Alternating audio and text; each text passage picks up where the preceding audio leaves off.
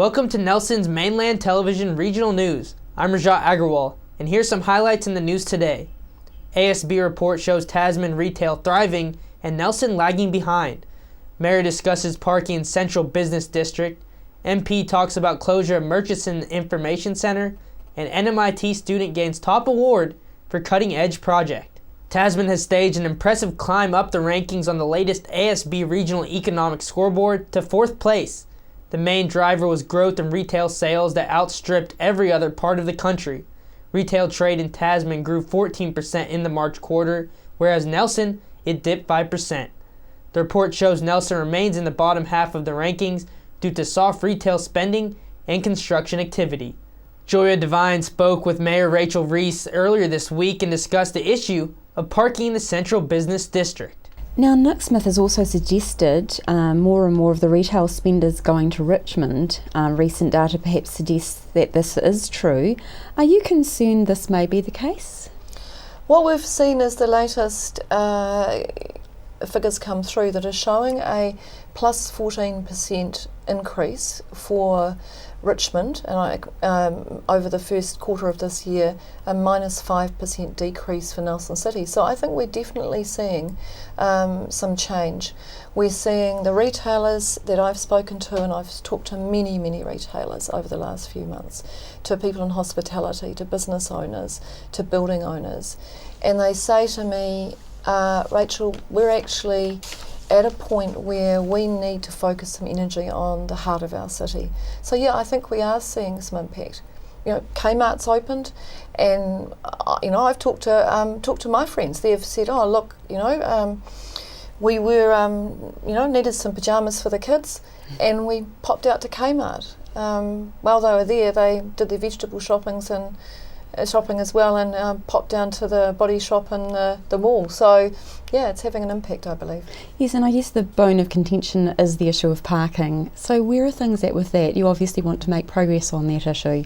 I do, and I intend to bring a report to Council next Thursday, proposing some changes over this winter period. We've got a parking study underway, and that will bring back some ideas, and it'll be consulted on with the community later this year. But right now, what I'm hearing from the business people in Nelson City is that they need a change immediately. They need a reprieve, and I think that the changes that were made to the parking regime last year had some unintended consequences.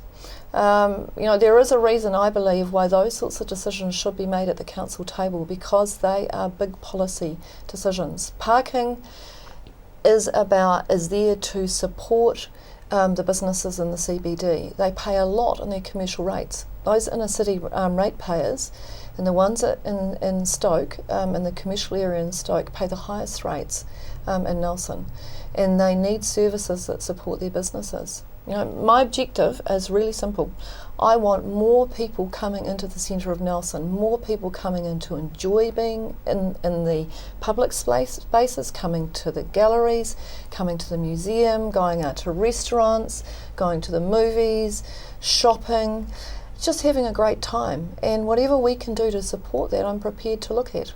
So the idea of free parking, is that feasible? Yes, I think it is. I think we have to look at the situation we're in now. So we're not at a neutral position, in my view. We're at sort of, at minus 100. We're not at zero, and we need to get back at least to a level playing field. So we need to do something to create a change. I don't think parking is the only thing that's important. I think promoting our CBD is really important. I think encouraging more people to live in the CBD is important. I think having some more green space in the CBD would be great, so that if you go in, there's somewhere to sit, somewhere to enjoy being outdoors in our gorgeous sunshine that we have most days. So yeah, I think there's an opportunity here for the winter. Do I think free parking long term is the right solution for Nelson? No, I don't. But I think right now we need a game changer. We asked some of the people on the street in Nelson their thoughts on parking. What do you think about the current pay to use parking in the city? Oh, that's a real dodgy one. I understand that Nelson City Council need to make their money. I also understand that retailers, and I'm a part retailer as well, that we need the money, we need the customers. And I've had so many customers standing in front of me going, I've got to go, I can't stay around because my car's going to run out of meterage. And it's a tricky one. I think it's too steep, and I think the 2 hours free would be a great thing. And it's got to come, otherwise the town's going to go to sleep, isn't it? We've known a Sleepy Hollow. We don't want to go back to that name again. It's reasonable. It's only like a few dollars for an hour, so it's okay. We think it's okay. But we have a ticket which we bought from the Nelson Council, which entitles us to 1 hour free parking a day wherever. How much was that ticket? That's a 1-year ticket. I travel in by bus, so I don't really know what's involved. I don't think it's really too much of a problem. I can always find a park somewhere and walk. It's nothing compared to Auckland. In the media this week, it was reported that a local bank had told a client who had become a victim to an elaborate method of theft of credit card details not to bother to tell police, as they will conduct their own investigation. The theft came from a new-style discreet burglary where victims would arrive home to find nothing missing, which local police had not come across before. I spoke to local district police commander Inspector Steve Greeley about what people should do when they realize this kind of crime has taken place. I also asked him how, after recent violent attacks in Nelson over the weekend, can people keep themselves safe in the streets of Nelson at night. We're here with Area Commander Inspector Steve Greeley to discuss theft, crime, and how to stay safe in Nelson. Mr. Greeley, thanks so much for joining us. No problem, as usual. In a recent report, a victim of credit card theft was told by his bank not to inform the police. The bank did say they would investigate the issue, but why should people of victims of credit card theft inform the police? Yeah, well, I think the effectiveness of police really does rely on the fact that people report crime for a starter. Banks may well do their own investigation. I'm sure they would. It would make good business sense. However, police has a role in criminal activity in terms of preventing it, responding and investigating it. So we really do need to know if anybody has been a victim of any sort of crime, if we have a hope to be able to resolve it. And several thieves have used sliding doors to break into houses. They take the doors off, then proceed into the house. They then take photos of credit cards and use that to buy things online. What is the best way for people to avoid this and stay safe? Well, the thing is, if you do, these particular burglaries all involved ranch slider doors, where the offenders have actually managed to find a way of popping them off their rails and gain access. The first thing I'd say, if you have a ranch slider door, the best advice would be to make sure it has a bolt lock as well. So you can get a deadbolt there, not just the latch lock. They are quite simple to get through. The second thing I'd say is around credit cards. Now, most people would agree that you have the right to feel safe in your home, and therefore you should be able to leave your wallet on the bench or on a table. But if you're going to go away, it's probably worth thinking about how you can actually hide that wallet or make sure it's safe from prying eyes. So in this case, what's happened is people have actually recorded, whether they've photographed it or written it down, they've written all the details, which meant, of course, that people come home and they don't realise their cards have gone, or the identities have gone. So that gives the offenders about another month, maybe, to actually use that card, because if they stole the card and people come home, they report it straight away because it's missing. But if you don't realise the details are gone, it gives them another opportunity, unfortunately. And speaking of taking safety measures, in recent news, a man was assaulted by two men on Rutherford Street in Nelson and left in critical condition. What are some suggestions that you have for the public to stay safe in their homes and just out on the street, late at night specifically? Yeah, sure. I mean, in respect to the one that happened on Rutherford Street on Saturday, that wasn't a random attack. That wasn't somebody walking down the street set upon by two people who didn't know them. The offenders and the victim in this case did loosely know each other.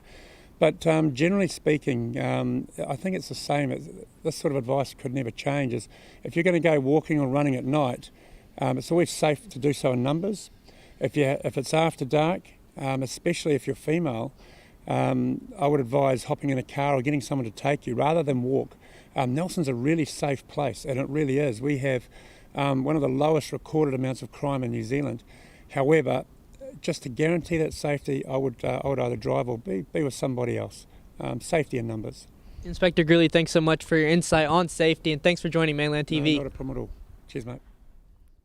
I asked people in Nelson if they felt safe on the streets in the city at night. Do you feel safe on the streets of Nelson at night? No. As a woman, no. No, I don't. I don't go out at night in Nelson, not now. Used to, but not now. Definitely, or no, although I know a few people who have been kind of mugged, and there was like a stabbing over there like a few years ago, so yeah. Yes, we don't go out at night. We're elderly and we don't go out. I'm not here at night time, so no comment there.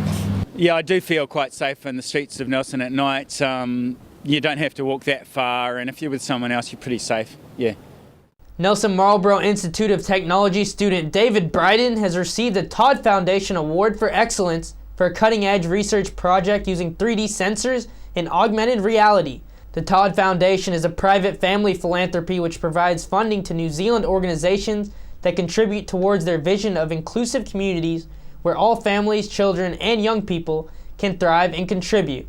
David Bryden, who is a third-year Bachelor of Information Technology student, will receive a $5,000 grant towards a project which will see him using Oculus Rift, the world-leading virtual reality headset, and the Microsoft Kinect, a stereoscopic camera originally used for the Xbox game console, but which has been adapted to work with computers in a number of ways, from robotics to 3D scanners. This project is aimed at creating a new type of content, fully three-dimensional animated recordings, and using them in augmented reality applications.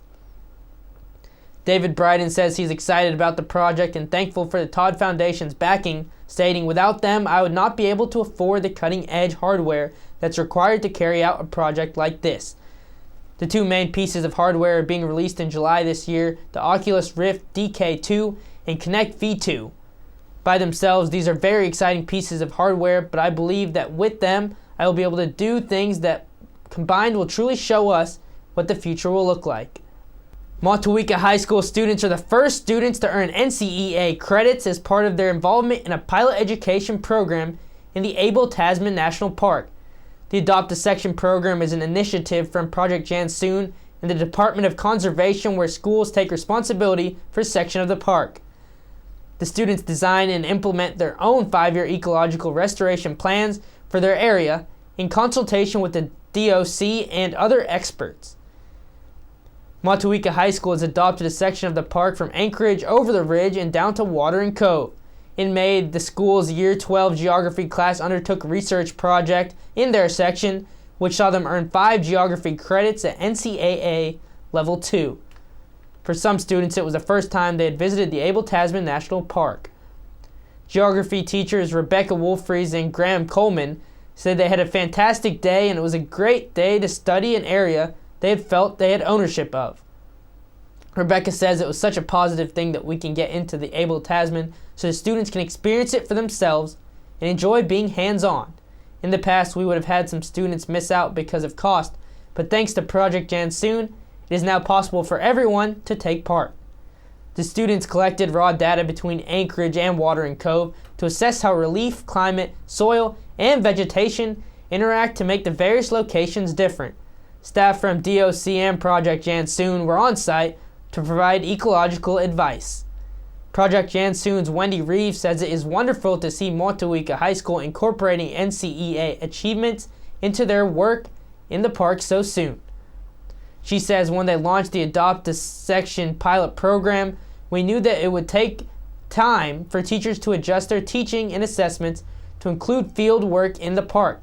We never expected students to have the chance to earn NCAA credits in term 2 of the first year. We're thrilled to see this commitment and engagement so early in the program, she says. DOC's partnership ranger Rebecca Martin says DOC is delighted to be involved. In the program, it is wonderful to be able to offer ecological and conservation-based education opportunities in the Abel Tasman that align with NCEA accreditation. Students can learn in a hands-on and interactive way while still contributing positively to their yearly workload in required curriculum modules.